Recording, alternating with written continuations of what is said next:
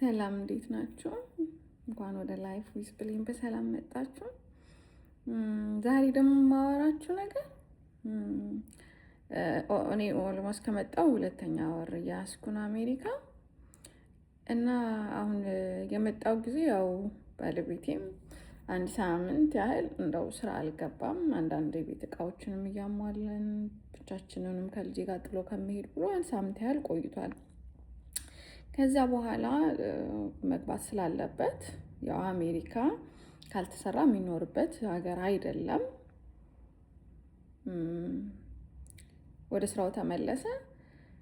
ልጃችንም ትምህርት ቤት ገባች። እኔ ብቻዬን ቤት መሆን ጀመርኩ ማለት ነው። በዛ ጊዜ ግን ምንድነው ዝም ብሎ ከመዋል ኢትዮጵያ መንጃ ፍቃድ አለኝ፣ ግን የኢትዮጵያ እዚህ አይሰራም። ባይዘዌ እኔ አሳድሼው ነበር ያመጣሁት፣ ግን ኢንተርናሽናል መሆን አለበት። ስለዚህ አሁን የመንጃ ፍቃዱን እያነበብኩ ነው። ኤኒሃው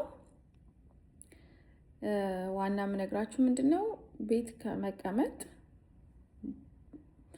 ስፖርት እኔ አሁን ዋክ አረጋለሁ። በቃ 20 ደቂቃ 40 ደቂቃ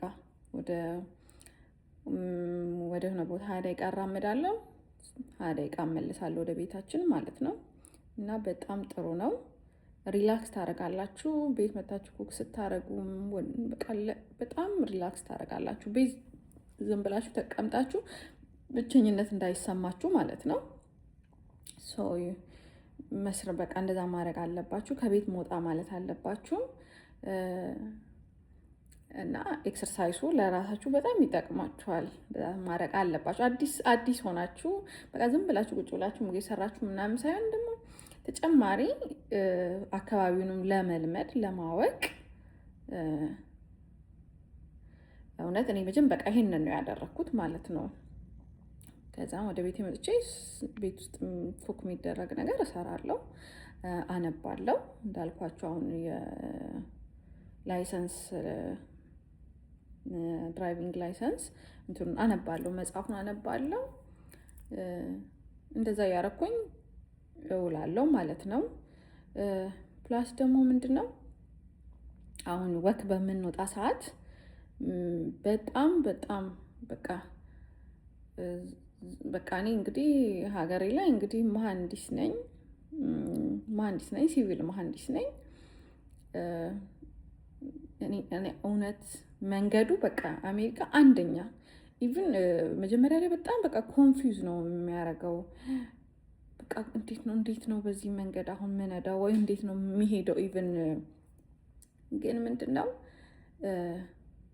ህጉን በደንብ መልመድ፣ ስፔሻሊ ክሮስ ስናደርግ በጣም መጠንቀቅ አለብን።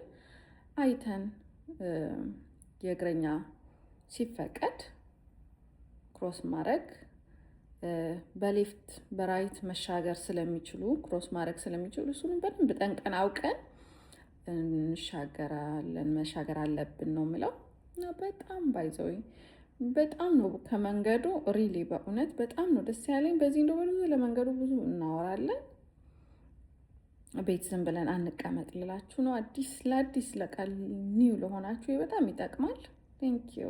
ሰብስክራይብ አድርጉልኝ።